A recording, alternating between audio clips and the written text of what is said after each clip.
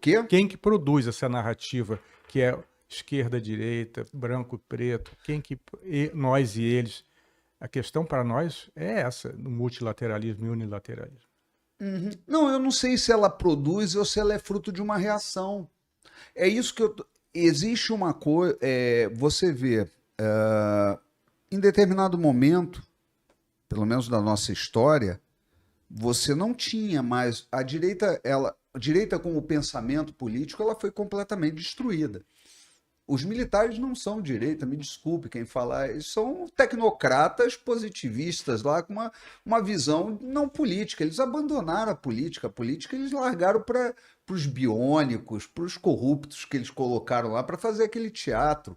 Tanto não foi uma ditadura e tal, como a gente. Foi um regime de exceção, mas para ditadura tem que ter um ditador que sai a cada 4 anos. Quer dizer, é um regime de exceção. Então, nesse regime, foi destruída toda a direita. Eu acho que o fenômeno no Brasil é completamente diferente dos Estados Unidos. O fenômeno aqui é o seguinte, que você está à direita ou à esquerda dependendo do ponto que você está. Por exemplo, para o PT, a direita é o PSDB. O PL, hoje, seria a extrema-direita. O Centrão é centro-direita. Agora, se você for no Centrão, o cara vai falar que o PL é direita, que o PT é que o PT é esquerda e o PSDB é esquerda. Então, tudo depende no Brasil, a história diz o seguinte, depende da régua onde você se localiza. O cara vai te definir. Para o pessoal, eu sou extrema-direita, tanto que é uma coisa assim, interessante quando a gente conversa, né? Às vezes eu faço determinadas colocações em rede social, já fui chamado de comunista, de fascista, quer dizer, a gente recebe vários rótulos, né? Que o cara vai. Não, você é comunista, você é extrema-esquerda, e outra hora você dá uma determinada posição, não, você é extrema-direita. Então, eu acho que essas coisas, no Brasil, é uma questão seguinte: ficamos órfãos de uma forma de pensar política, né? Porque essas tensões tanto funcionam, né? Eu discordo que não, essa não é questão do preto e do branco, é que no preto e no branco é que você consegue os tons de cinza. Se você está numa democracia, é exatamente o preto e o branco na discussão e na busca de espaço é que você vai achar o tom de cinza. Mas você está pressupondo que a democracia é um bem e que é o seu ponto de partida. Você vê como a gente tem os pressupostos, precisam estar esclarecidos. Exatamente. Eu passo não é do sistema, é da realidade existente. Mas dentro desse sistema real existente, o que funciona. Que isso, Renato? Que democracia que funciona com essas oligarquias todas mandando, Não, com esse poder econômico? Não, eu estou dizendo o ideal de democracia. Não, você está dizendo que o que existe ou o que é ideal? Não, eu estou falando o seguinte: quando você tem duas linhas de pensamento e que você ali. É óbvio que hoje você está em mãos de. Houve uma destruição da estrutura de educação, houve um apagamento de memória. Houve uma série de coisas que hoje a gente não tem uma democracia. Falar que o Brasil é democracia, a gente tem que falar, né? Eu não posso falar o contrário, eu não posso. Pode sim, vamos deixar ele falar, Júlio. Fala aí, Renato. Eu não posso falar o contrário que a democracia. Eu realmente não posso dizer que não é uma democracia, né? Por que não, cara? O Big Brother nem existe. Eu não posso dizer que não é uma democracia, né? Eu não posso mesmo, entendeu? Então, o Brasil, a gente está num processo que é natural essa reação, eu vejo como uma reação. Agora, não sei até que ponto, aí a gente está falando de políticas aqui. De unilateralismo e multilateralismo. Dentro da política, né? Dentro do ambiente interno. Dentro do ambiente interno, cara, eu não sei se essas oligarquias... Eu não concebo um poder que se autocontém. O poder é sempre expansivo. Nenhum poder. Mas com base em quê? Na sua opinião, você teve com base no que sonho? na realidade. O poder ele só se contém quando encontra resistência. Enquanto você for testando e você for avançando, qualquer um. Isso daí tem experiências, inclusive sociológicas, com relação a isso. Aquela experiência que foi feita lá nos Estados Unidos, botaram os alunos uns como opressores, outros como oprimidos, o que exercia poder sobre o outro, ele cada vez mais que ele humilhava, ele queria humilhar mais, ele queria sem limites. Mas isso é a tese do Hobbes, cara. A gente não é hobbesiano aqui. A gente não acha que o homem é lobo do outro A homem. experiência da onda. Tem, a experiência da onda é baseada, né? O filme é baseado nessa experiência do cara. Pô, é o que explica. Não é nem isso, não. Não é que o homem seja lobo do homem, não. Isso daqui, quando você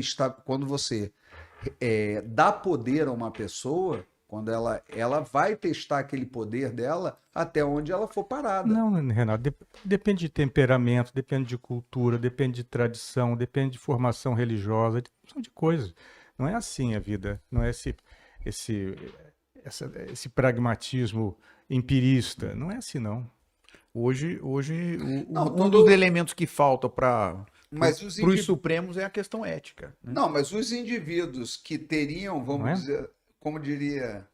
Se eles tivessem um dedinho de pensamento ética, Não, por exemplo, ética a não- fundação, vamos dizer assim, antigamente, né, se tinha ideais, eu acho que mais formados assim com relação ao futuro, às gerações e tal. Hoje é o imediatismo, vale o meu agora. Agora, é lógico que existem pessoas com outros temperamentos, com outras formas de ver, mas elas não ascendem ao poder porque elas nem têm isso como ambição. O cara que tem ambição de poder, o indivíduo que vai atrás do poder, ele, cara, se você der um pedaço, se ele tem isso no seu espírito, você vai ver. Você vê um exemplo agora do nosso eminente ministro, né, que sancionado, né? Ele é uma pessoa que gosta muito de poder, né? E não há um freio. Não existe um freio. E não há interesse também em determinadas situações em estabelecer freios em seguir determinados procedimentos. Não há um interesse, vamos dizer, momentâneo, devido a uma série de fatores que eu acho que ameaçam, inclusive, essas oligarquias, né? Que se sentem realmente ameaçadas. Ou que compram o poder, né? Descaradamente. Como você acabou de citar um exemplo, quando estava em off ainda, né? Uhum. Num determinado empresário que comprou determinada Sim. empresa num determinado país, Ué. num determinada galáxia. Quando não é uma compra, às vezes não há interesse, porque eu te digo o seguinte, cara. Aí entra no fenômeno, uma das coisas essa transparência que a internet começa a dar e essa pluralidade, o que permite que nós estejamos aqui, isso incomoda muito. Isso incomoda demais. Eu percebi, inclusive quando eu tive muitos problemas profissionais aqui, devido a posições, quando eu montei um grupo político no Facebook, lá nos primórdios, 12 anos atrás, sei lá, 10, 12 anos atrás, e que eu simplesmente, a única coisa que eu fiz foi não filtrar nada. Assim, a única coisa que eu filtrava era publicidade, coisas que não eram voltadas à Resende, mas não filtrava os grupos políticos. Eu não peguei um grupo e falei, só esse grupo fala. Todos falavam. Todos falam. E aí, isso daqui me rendeu bastante problema. Porque você tem que ter um lado. Então, eu acho que Criou uma ágora eletrônica, né? uma agroeletrônica, aquilo cresceu muito rápido, hoje tem 16 mil membros, mas na época tinha, sei lá, 6, 8 mil, mas era Resende, vamos dizer ali, e aquilo começou a incomodar muita gente, porque não querem que determinadas coisas sejam faladas. Tem gente, tem o problema das calúnias também, né? Algumas coisas que eram. E outras que eram simplesmente você colocar fatos de coisas que aconteciam, problemas, vamos dizer, superfaturamento de obras, contatos direcionados, denúncias que chegavam ali. Isso incomoda bastante, porque existe uma dinâmica. O Estado brasileiro, ele é privatizado. Ele só é privatizado em grupos específicos, assim, privatizaram. Ele foi alugado, né? E foi, vamos dizer Sequestrado. assim, que é uma... Qual é o nome que se dá? Cessão? Não, como mesmo? concessão, Uma né? concessão Feito umas pública. concessõezinhas assim. Tem Então, quando eu falo também que eu não posso dizer que o Brasil não é capitalista, né? Mas é aquele capitalismo de compadrio, né? Quem tem boa relação leva o troço. Mas isso não me assusta. O Brasil sempre foi, né, um país assim em que, pelo menos do antigo regime, e que se prolonga inercialmente século XX adentro, um país, até pela tradição ibérica talvez, em que essa distinção entre o público e o privado nunca foi muito nítida. Uhum. A gente tem... Mas eu vejo assim, pelo que eu estudei da questão da nossa história econômica desse período do século XIX, principalmente do Império, e tinha um pendor muito grande por aquilo que é público e o que eu posso fazer para ajudar, né? Então a gente tem alguns exemplos aqui da nossa cidade fantástico, né? Que é a família dos Gomes Jardim, né? Propiciando as estradas, né? Cedendo o que tinha, e assim, não só esses, mas outros, né? Quer dizer, é uma outra visão, né, Marcos? E aí você acabou de colocar na mesa um negócio importantíssimo, Júlio. A gente só olha o nepotismo, ou enfim, como é que se chama o conceito básico? Quando você confunde o público com o privado, me fugiu agora. Eu vou lembrar também. Tá? Só do ponto de vista negativo, né? Como se a pessoa fosse sempre assaltar o Estado. Mas tem a outra mão, né? Os benfeitores. Os benfeitores, né? A nossa Santa Casa aqui, Maria tá aí, Benedita foi uma tá aí, grande... é uma obra. Mas você vê, é um período onde as pessoas estavam muito mais ligadas à fé e à ética, né? Por exemplo, o Mosteiro de São Bento, em São Paulo, foi construído por uma pessoa, um doador.